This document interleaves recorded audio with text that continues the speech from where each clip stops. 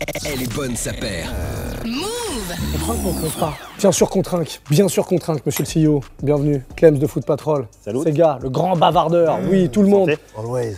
Santé. Allez, trinquez ici. Allez. C'est Thomas Georgetti qui est le fabuleux. Voilà, les présentations sont faites pour ce nouvel épisode d'Elle est bonne, sa paire. Et c'est un plaisir une fois de plus d'être avec vous. Jeudi 18h, c'est devenu le rendez-vous, hein, ça y est. On a nos fidèles, on aime bien, on partage avec eux. Merci de laisser toujours plus de commentaires, ça nous fait vraiment plaisir. Et merci pour les aubergines. Et merci pour les aubergines que vous pouvez évidemment distribuer Pour la santé. en masse hein, sur le compte Instagram de notre ami Sega. Un compte qui s'affiche en bas de votre écran. Pareil pour les monteurs, s'il vous plaît. Voilà, c'est bien important. Bon, on va remercier les gens qui nous accueillent. Comme ça, après on me dira ouais, t'as oublié, tout ça. Il y a pensé. Mais bien sûr que j'y ai pensé. On est à la place hip-hop, c'est le centre culturel hip-hop, en plein cœur de Paris, Châtelet-Léal. Ça va bientôt rouvrir, donc notez ça dans un coin de vos têtes. Ça peut être cool de venir faire un tour ici. Il y a plein de trucs à mater, souvent des concerts et tout. Donc qu'est-ce qu'on dit? Merci la place. Merci la place. Le dossier chaud. On fait un dossier aujourd'hui, on ouvre un dossier sur le Japon. Le Japon et les sneakers. Longue histoire, belle histoire à Montréal, il y en a partout là. Ça sent le soulier neuf à côté de moi. Ils sont neufs, je peux vous le dire. Ils sont neufs. On accueille notre invité parce que oui, on a un invité pour parler de tout ça. On l'accueille. Nicolas Charavet est avec nous et on applaudit les invités évidemment. Salut Nico. Salut. Sois le bienvenu. Merci de me recevoir. Installe-toi confortablement, tu nous as ramené des petits trucs, on va déballer tout ça. Nicolas, on te reçoit parce que, comme pas mal de nos invités, déjà, tu es collectionneur. Oui. On en reçoit quelques-uns, de rien ici, et pas n'importe lesquels. Hein. Tu as fait pas mal de choses. C'est assez compliqué de résumer ton parcours, c'est pour ça qu'on va le faire ensemble. D'accord. Parce qu'il y a pas mal d'activités, pas beaucoup, mal de trucs, beaucoup beaucoup de choses. On va revenir, avant de rentrer dans le vif du sujet et de parler du Japon et des sneakers, sur ton parcours. Donc je le disais, début des années 90-93, MTV. MTV, C'est là que ta carrière commence? exactement. Je suis issu d'une école de design industriel, spécialisation en graphisme. Et en fait, je me retrouve premier job à MTV à Londres. À Londres, ouais, je l'ai pas précisé. En 93, siège à Camden. Donc voilà. Ça a son importance. Ça a vraiment son importance. L'autre importance, c'est que mon directeur de création, mon mentor, parce que donc, je faisais partie de la cellule créative en tant que graphiste à l'époque et créatif, c'était Peter Dougherty. Peter Dougherty, c'est le collaborateur, le cofondateur, c'est celui qui a créé avec Ted Demi Yo MTV Raps. Voilà, aux États-Unis. Il est Pour les venu. plus jeunes d'entre nous, une émission mythique. Mythique. Voilà. Voilà, et on est à Londres, donc les studios de création sont à l'intérieur même des studios d'enregistrement, donc tous les jours c'est des artistes, voilà. On croise tout le monde à l'époque. On croise tout le monde. Peter, lui, c'est bien sûr la connexion Brooklyn, New York, les Beastie Boys, Futura, tout ça. Donc, quand ils viennent à Londres, voilà quoi, on est toujours ensemble et on fait des choses ensemble. Et c'est aussi à cette époque que je rencontre une autre personne qui est Fraser Cook. Je pense qu'on en reparlera après, qui va avoir aussi son importance dans tout le développement de la sneakers au Japon. Voilà. Et ensuite, beaucoup d'activités, toujours le graphisme, la musique, l'image qui bouge, l'image qui ne bouge pas. Et la passion pour les sneakers, avant Londres, elle existe déjà de ton côté ou ça commence là-bas? Non, la passion existe déjà. La passion existe déjà, mais Londres, ça renforce le truc parce que 93, 94 et Camden, tous les jours, on passe sous les fameuses arches du Camden Market et on voit tous ces revendeurs qui ont des Jordan, des Dunk, des Running, plus ou moins défoncés, mais qui sont déjà à des prix exorbitants. On ne comprend pas bien le phénomène. Il y a déjà beaucoup d'acheteurs japonais qui viennent aller dépenser déjà 400, 500 livres pour une Jordan 85. Et c'est aussi au moment où Nike commence à faire ses rétros. Jordan 1, puis Jordan 2 et tout ça.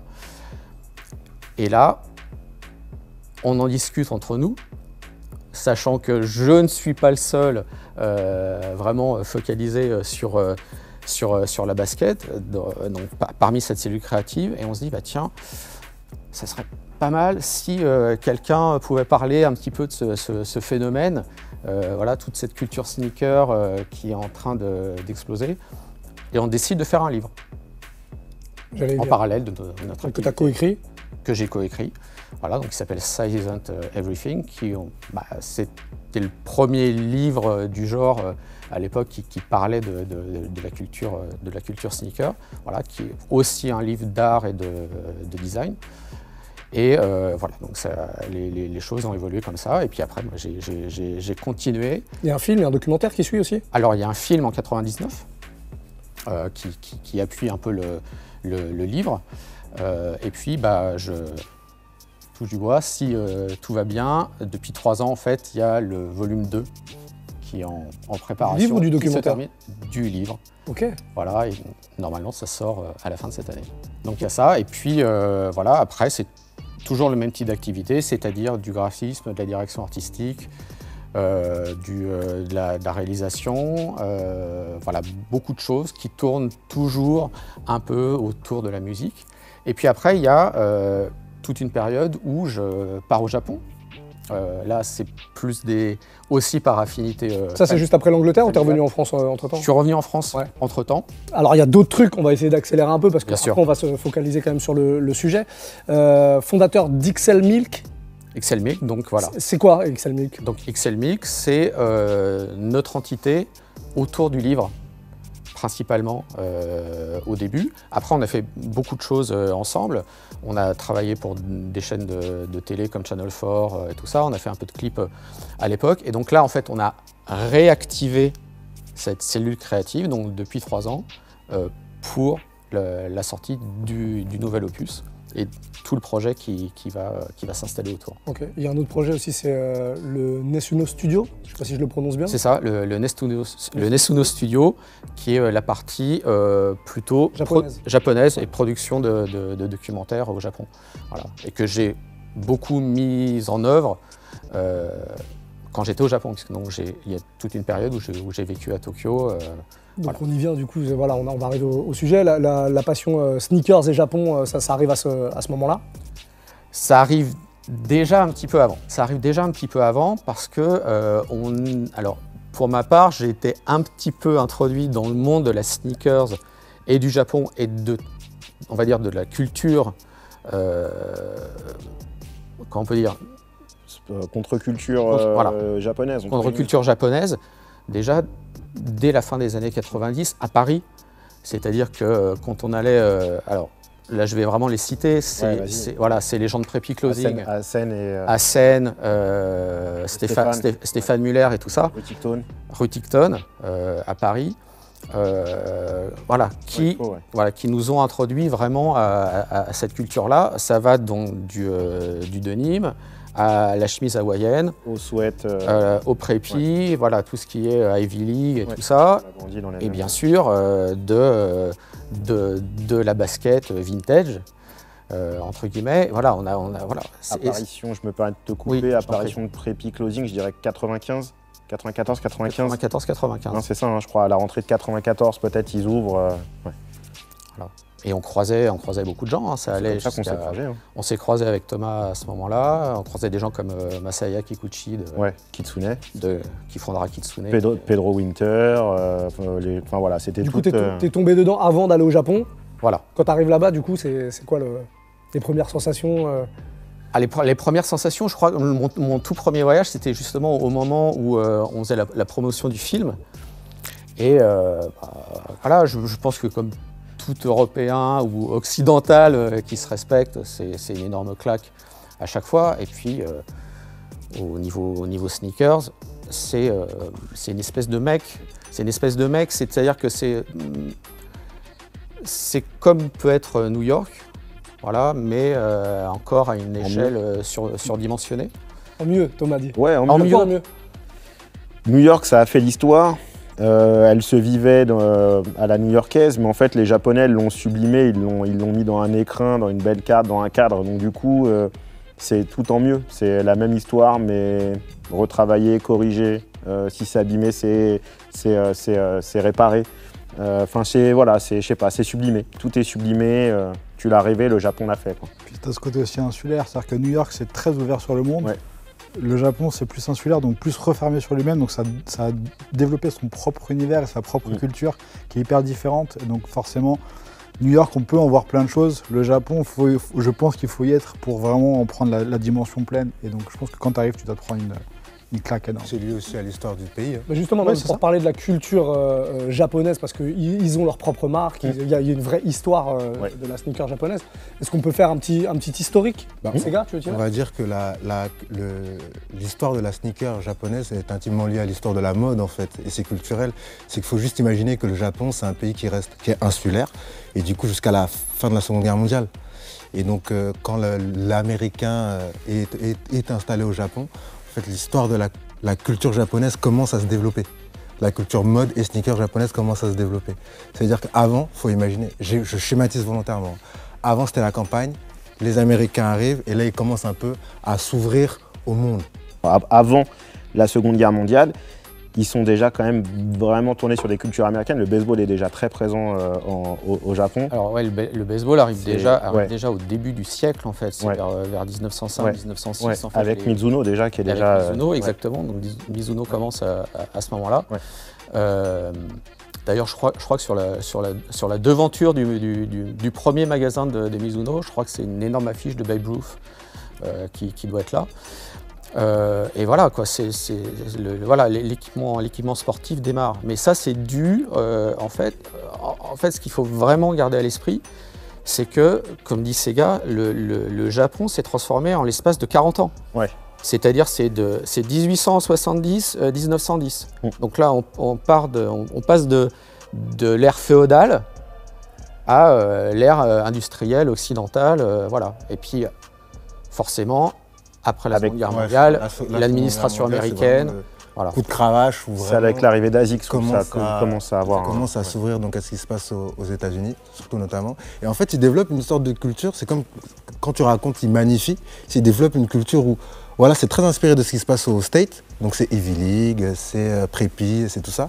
Et en fait, ils gardent ce côté un peu, et ça c'est très culturel du coup, un peu, moi je dis geek, mais c'est un peu côté, on aime le savoir-faire, on aime le storytelling de l'histoire, on est prêt à dépenser de fou pour un produit de haute qualité, ça c'est un truc qui est très japonais. Et en fait, ils mélangent tout ça et ils développent un peu leur propre culture du coup. Si bien qu'ils ont développé en fait un marché qui est quasi unique au monde, dans le sens où il y a des modèles qui sont édités. C'est quoi la première marque? C'est Mizuno? Mizuno. Ouais. Mizuno. On en a un peu là. Là-bas. Mais Mizuno arrive sur le marché, mais ils n'arrivent pas avec la chaussure. Ils arrivent avec le hardware, ils vont arriver avec les équipements pour faire du sport. Donc il y a les battes de baseball, les gants, les balles. Ils arrivent avec le textile au début des années 20. Et c'est à partir du milieu des années 20 où ils commencent à faire leur première pointe.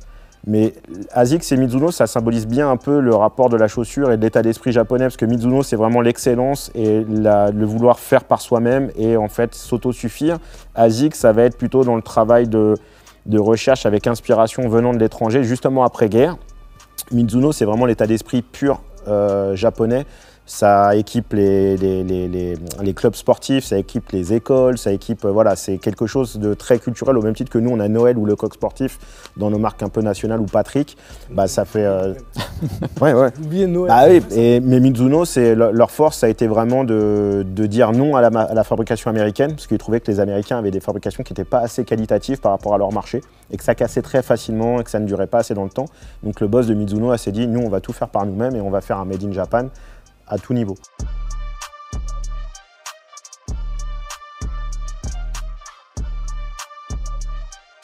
C'est quoi la différence entre Asics et Onitsuka? Onitsuka, en fait, c'est la base. En gros, c'est le nom du fondateur d'Asics, en gros, qui a fondé sa boîte après la Seconde Guerre mondiale pour travailler des chaussures de sport. Il a commencé par le basketball, d'ailleurs.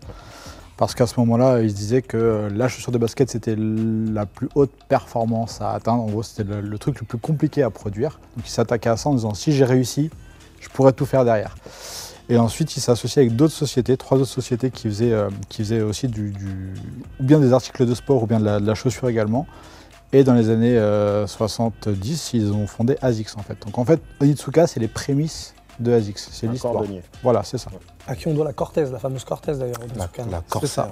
La Corsair. Enfin, la Déjà, la future Cortez. Cortez. La Cortez est inspirée En gros, effectivement de la ouais. Corsair. Là, l'histoire est un peu particulière parce que, en fait, c'est l'inverse de ce qu'on pourrait attendre, en gros. C'est que c'est Phil Knight Qui revend, qui va au Japon un jour et qui découvre ASICS, qui est fasciné par la marque, etc. et qui lui dit, enfin, Onitsuka à l'époque, j'aimerais te distribuer aux États-Unis. J'aimerais être ton distributeur aux États-Unis. Onitsuka voit une opportunité de développement, il signe le truc, et donc par Blue Ribbon Sport, il commence à faire la distribution là-bas. Et en gros, ils introduisent différents modèles, dont celle qui s'appelle la Cortez au début, d'ailleurs chez Onitsuka Tiger, qui finalement change de nom pour s'appeler la Corsair. Et en fait, la Cortez était une idée était développée par Bill Bowerman, qui était l'associé de Phil Knight. Et en fait, ils vont garder ce nom, c'est-à-dire que le nom Cortez est déposé par Nike et non par ASICS. Et ensuite, plus tard, ils créeront la Cortez, qui ressemble beaucoup à la Corsair d'ASICS, cousine, ouais. sauf évidemment le signe qui remplace, un souche remplace le stripe. Et en fait, c'est comme ça que la Cortez naît. Et en fait, si vous la regardez, c'est la même chose, c'est la triple semelle, tout est exactement pareil, quoi. Et même dans c'est marrant, le modèle évolue. on a tendance à penser que Nike a été le début de beaucoup de choses, etc. Alors qu'en fait, non, finalement, ASICS c'était la base de Nike, quoi. En fait, il n'y a pas de Nike sans Onitsuka Tiger. Exactement. C'est aussi simple que ça. Exactement. C'est aussi simple que ça, voilà. Ouais, c'est beaucoup donc plus ça large remonte. que il n'y a pas de Cortez Voilà. sans Onitsuka, il n'y a pas Comme de dit Nike Glenn, sans... pas de ça Nike. remonte à 62, 63. Ouais, ouais.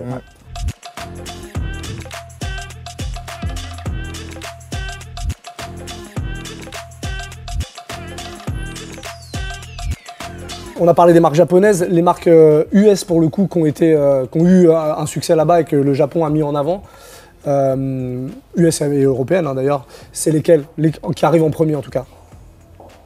C'est Nike en premier? C'est Nike, quand même. Nike, ouais, Nike. Nike. C'est ouais, quand Nike. même intouchable, Sur quoi. quel modèle? La 95, la Jordan 1 et la 95, comme on Ouais. dit. C'est 90. C'est plus. Alors, bizarrement, il y a eu le même effet en Europe et en France. C'est 90, quoi. C'est vraiment la Air Jordan. C'est la 5 qui va tout déclencher au Japon. D'un coup, les projecteurs vont se tourner sur Nike. À tel point, ça c'est assez drôle, c'est que justement, Jordan fait un carton. Tous les trendsetters au Japon et les gens un peu branchés vont commencer justement à aller chercher des Jordan plus anciennes et à s'intéresser justement au basketball du début des années 80, 85. Il y a un phénomène de mode au Japon dès le début des années 90 qui est assez marrant, qui est plus parti d'Osaka que de Tokyo. C'était que, faut pas oublier que les années 80, les débuts des années 90, il y a déjà beaucoup d'acheteurs japonais. On les appelait les style scavengers. Ok, ouais, Voilà. j'ai oublié ce terme. Les style scavengers qui partaient aux États-Unis à ramener. Ah bah oui. À ramener des stocks et des stocks de paires d'invendus et tout ça, en plus du denim, voilà. Et ce qui était très marrant, c'est qu'il y avait souvent des dunks, justement, les dunk high. Sauf que les dunks aux États-Unis, elles étaient essentiellement, enfin toutes les parties ou portées ou invendues, c'était pour les collèges et les universités. Donc en général, c'était pour des gars assez balèzes avec des grandes pointures. Mais nos problèmes. Pas de problème. Je chausse du 40. Si t'as un 46, ça me va très bien. On serrait bien les lacets. Petits pieds en plus. Et on voyait justement dans les magazines des street snaps. Là entre 90 et 95, où tu avais des Japonais qui étaient avec des looks incroyables et des pompes grandes comme ça, là, des Dunk Michigan ou Iowa. C'était porté très serré. Porté très serré, voilà. Et donc le focus au Japon sur Nike commence là. Et puis alors après, bien sûr, 99. Après donc il y a 95, la Air Max qui fait tout exploser. Ouais. Voilà. C'est que ça arrive à un moment aussi où le streetwear au sens large, il pète aussi au Japon.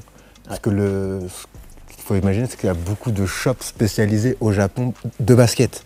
il y en a beaucoup plus qu'à Paris. Et c'est pas seulement à Tokyo, c'est dans tous les quartiers de Tokyo et dans plein d'endroits, quoi. Tu pars à Harajuku, c'est pas du tout le même délire qu'à un autre quartier. Et surtout, il y a des spécialistes du coup de modèles particuliers. T'as ceux qui te vendent que des Air Force, ceux qui vont te vendre que des Jordan.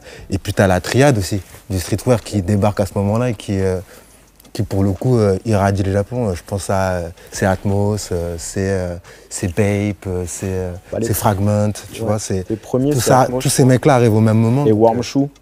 Ouais, les premiers, ça doit être Atmos. Le CEO de Gars Atmos, lui, c'est un grand collectionneur en fait à la base.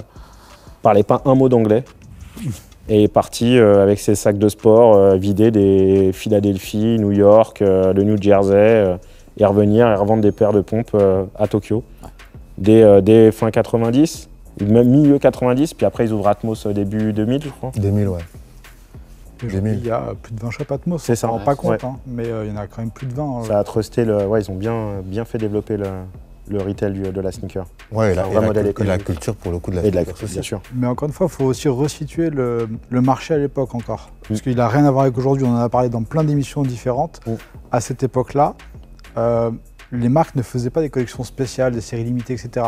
Les gens allaient récupérer justement des dead stocks d'ailleurs. Typiquement, c'est ce qu'ils faisaient, ils récupéraient des dunks qui étaient des invendus, des choses comme ça, et les reproposaient ailleurs. Mais c'était des produits qui n'étaient pas distribués chez eux, donc ça avait ce côté un peu extraordinaire. Et toutes les offres des shops pouvaient se différencier par ce biais-là. On avait des paires que les autres n'avaient pas, ou que le pays ne proposait pas, parce qu'on avait été les chercher ailleurs en fait. Et c'est un marché qui est complètement différent de ce qu'on peut connaître aujourd'hui. Je pense que les plus jeunes ne peuvent pas vraiment se projeter dans ce genre de choses parce qu'aujourd'hui, on connaît l'édition limitée, marketée par Nike, distribuée avec la distribution choisie par la marque, etc. À l'époque, c'est pas ça. Il y en a surtout une vraie différenciation locale. C'est-à-dire qu'en gros, tu as des produits qui vont sortir qu'en Europe, qu'aux États-Unis, qu'au Japon. Et bah, si tu as un produit qui vient d'ailleurs, en fait, c'est extraordinaire en fait. Il n'y a pas Internet aussi à l'époque. Et il n'y a pas Internet surtout. Donc en fait, le seul moyen d'avoir ces produits-là, c'est de voyager, c'est d'avoir des connexions fortes internationales, c'est ce genre de choses. Et donc tu vas découvrir des choses, puis tu n'as pas déjà tout vu sur Internet en fait. Donc des fois, tu passes dans un shop, tu vas découvrir un truc que tu n'avais jamais vu dans ce pays-là parce que c'est une exclusivité US, et puis tu prends ta claque et tu tombes dedans. Quelque part, la force et l'originalité de ce pays, c'est que c'est l'un des rares territoires aujourd'hui qui a encore des exclusivités territoriales. Il y a encore des produits qui ne sortent qu'au Japon, ce qui se fait quasiment plus ailleurs. On n'a plus d'exclusivité Europe ou américaine, c'est très très rare. Le Japon a encore ses produits qui lui sont exclusifs. Et ils ont poussé des marques aussi. Hein. On ne le pense pas, mais genre une marque comme New Balance, elle est plus vendue au Japon qu'en Europe. Et donc je veux dire que c'est un marché même pour certaines marques, genre héritage. Moi je dis héritage, c'est toutes les marques qui ont une histoire assez forte qui cartonnent au Japon. Quelles autres marques ont été poussées Il y a des marques européennes qui ont été poussées Toutes. Elles ont toutes une cellule, en fait, toutes les marques sont présentes au Japon et elles existent avec une cellule locale. Les marques ne peuvent pas exister en propre. Si tu es français, tu ne peux pas exister tout seul au Japon. Tu es obligé d'avoir des interlocuteurs locaux et une franchise locale. Pour bien comprendre, c'est insulaire, donc ils ont gardé cet état d'esprit pour garder l'industrie et préserver leur industrie, pour pas qu'elle s'évapore. En gros, ils acceptent que tu viennes travailler et offrir ton savoir au Japon et te développer. Mais par contre, tu dois effectivement montrer entre guillemets patte blanche et t'introduire socialement, t'introduire professionnellement et avoir des interlocuteurs et du staff. Et même pour développer un business en fait. Et c'est pour ça que vous avez des cellules chez Converse qui s'appellent White Lab, non? Ou je sais plus, non? Ouais, c'est ça, White Lab. White Lab. Après, tu as le Nike.jp, New Balance, il y a aussi un département avec un département spécifique pour. C'est vraiment c'est comme une couveuse en fait. C'est une couveuse à tendance et les marques l'ont compris dès la fin des années 90. Donc ils avaient quand même tout intérêt à développer un pôle là-bas, car le consommateur est en avance par rapport au reste du monde, que ses capacités d'achat sont supérieures aux 3/4 du reste du monde. Il peut très bien mettre 1 500 € dans une paire de baskets et manger chez nous on dirait des pommes de terre ou des pâtes. Des ramen. Voilà, il va manger des ramen ou des gyoza pendant tout le mois, c'est pas grave. À partir du moment où le plaisir personnel est présent et que l'objet est à domicile, ça passe au-dessus de tout. On va parler un peu des collabs. On n'a pas trop parlé des collabs, tu t'en parlais rapidement, mais on n'a pas cité de collabs en particulier. Les collabs Japon avec le reste du monde, ça arrive quand? Fin 90, début 2000. Ouais. Junya Watanabe, comme des gars. Voilà. Zubhaven, Superfly, tout ça, c'est 99-2002 environ. Y3 aussi, pareil, c'est 2002. Y3, ouais, ça arrivera un petit peu après, ouais, c'est plus 2000. Enfin, c'est plus 2001, 2002, je crois, ouais, Y3. Il avait tenté Nike avant, mais voilà, c'est ça. C'était le discours de Nike fin 90. Ils disaient non, on n'est pas une marque de mode. Ouais. On se cantonne au jusqu'à 2008-2009, jusqu'à l'apparition. Adidas, Adidas tout de suite. On comprend bien ce que vous voulez faire. Ouais, bien, ça va être bien. Tiens, faisons juste un petit tour comme ça. Vous allez nous citer chacun une collab qui vous a marqué. On reste sur Bape. Non, je vais dire un truc un peu plus fou. Je vais dire qui n'existe plus. Madfoot, Junya Watanabe. Voilà, je te laisse avec ça. Non, raconte-nous des histoires. T'es là pour raconter des histoires. Non, Madfoot, en fait, c'est une marque très hip-hop, très basketball, avec des inspirations. En fait, c'est un peu un troupe pour ceux qui, un troupe des ambiances troupe années 80, basculé dans les années 2000, début 2000, donc des high top, des Air Force, des choses comme ça, en inspiration. Beaucoup présente avec Bape. Et au final, disparaîtra il y a 10, 11 ans. J'ai pas retrouvé de nouvelles traces de cette marque-là, mais a marché très très fort sur l'avènement très hip-hop au Japon, avec les Pharrell Williams, le début de Kanye West, tout ça. Bape et Nigo les accueillent à bras ouverts. Et on fait aussi une destination de style, et d'autres marques sont en périphérie. Il y a Swagger aussi, il y a pas mal de choses qui tournent autour de tout ça. Cette tendance sera très ostentatoire, très marquante, donc elle partira assez vite. Restera de ces périodes-là en même temps Visvim et Bape Star, je dirais. Voilà. Mais c'est pour ça que je te dirais cette collab-là, parce qu'elle m'a bien surprise. Nico ? Plein de choses, mais j'ai envie de dire, là, c'est vraiment, voilà, c'est les goûts personnels, et puis c'est mon passif. Ça va fatalement être ce que fait Sacai, ce qu'a fait Sacai sur la LD Waffle, tout ça, parce que c'est...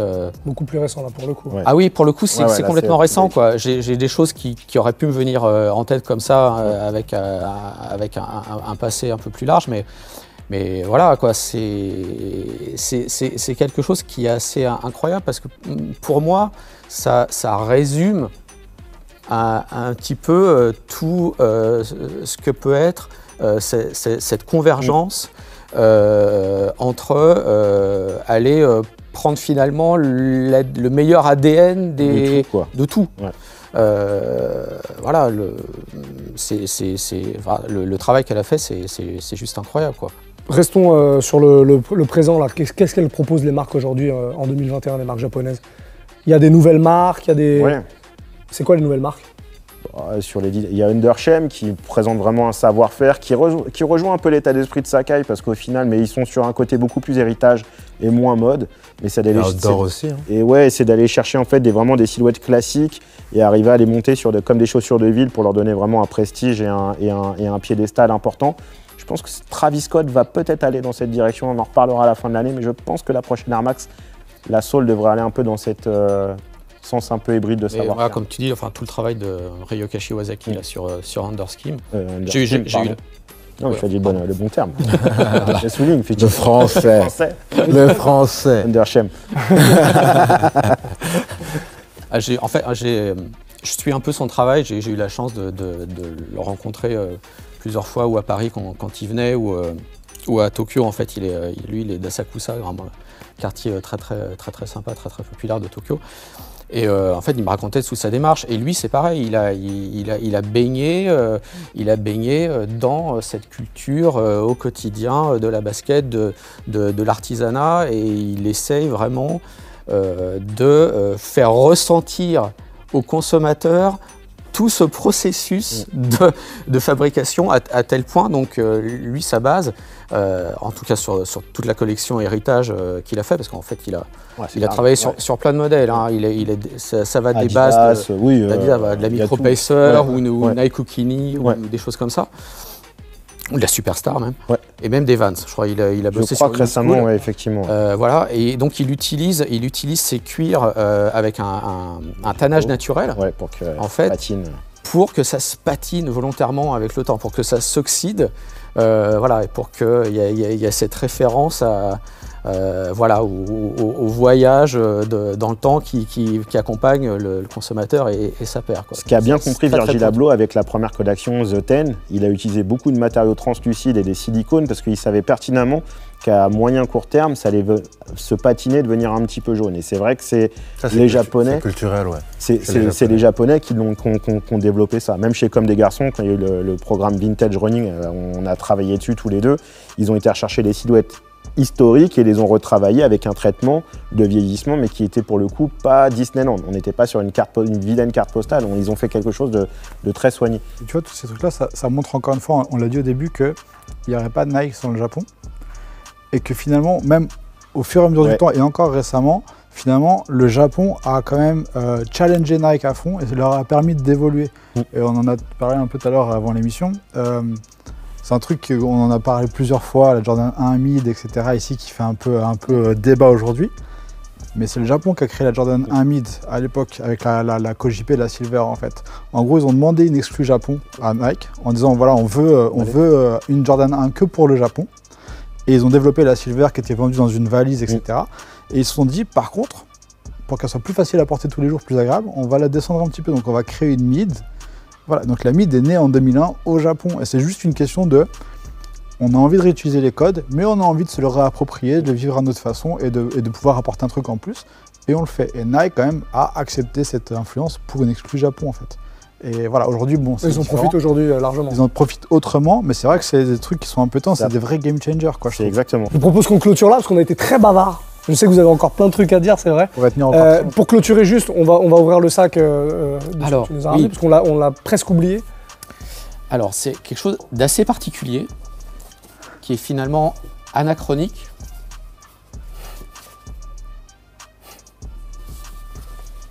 C'est finalement, donc c'est...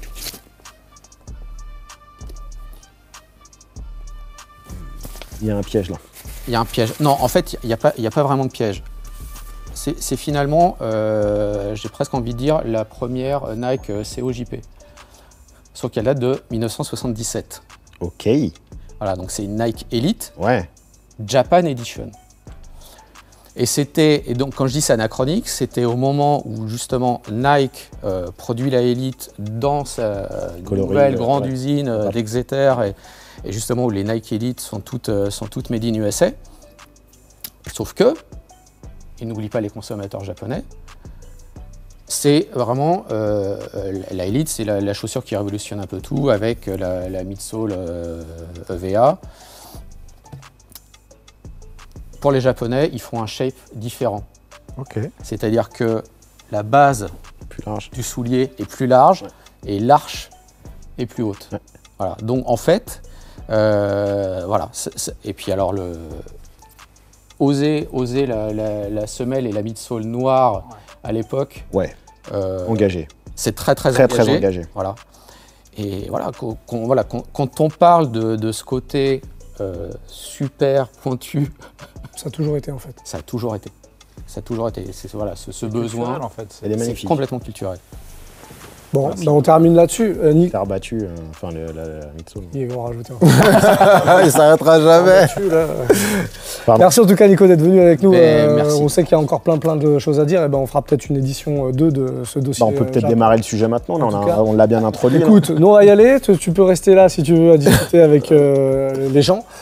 Merci l'équipe. Encore une fois. Merci. Il est frustré, je sais qu'il est frustré, mais il a encore des trucs à dire.